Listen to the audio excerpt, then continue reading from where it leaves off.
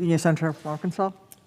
Today, I join Senator Boozman with a heavy heart to mourn the death of a young patriot and a selfless public servant. Last month, Jeremiah Story, a member of the Arkansas National Guard and a correctional officer at the Perry County Sheriff's Office, died in the line of duty. Officer Story was only 21 years old. He worked at the Perry County Detention Center and hoped to one day become a state trooper.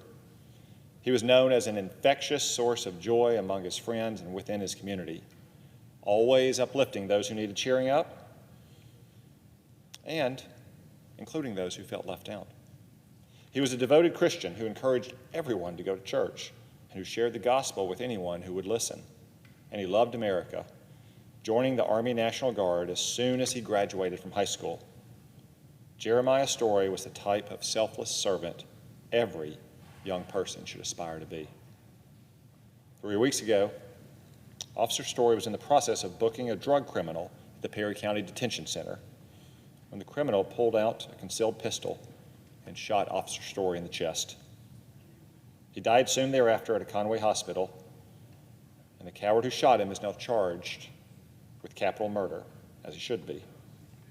His murderer didn't get away with anything, didn't gain anything, didn't escape, nothing for this evil deed.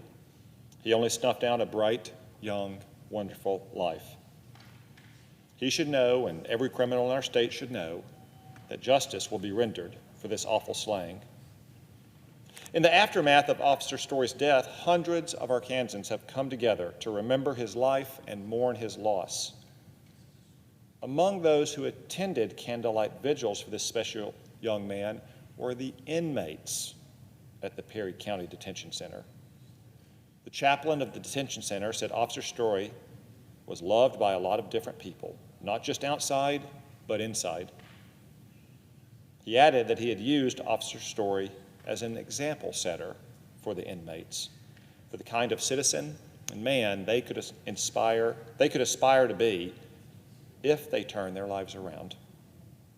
Officer Story's example lives on. Those who knew him, those who have just now heard of him, can draw inspiration for a life well lived. In 21 short years, Officer Story did more good and spread more joy than many others who have been blessed with many more years on this earth. He was a great Arkansan and a great American. May God bless and keep Officer Jeremiah Story, and may God console his family and friends in this time of grief. Madam President, I yield the floor.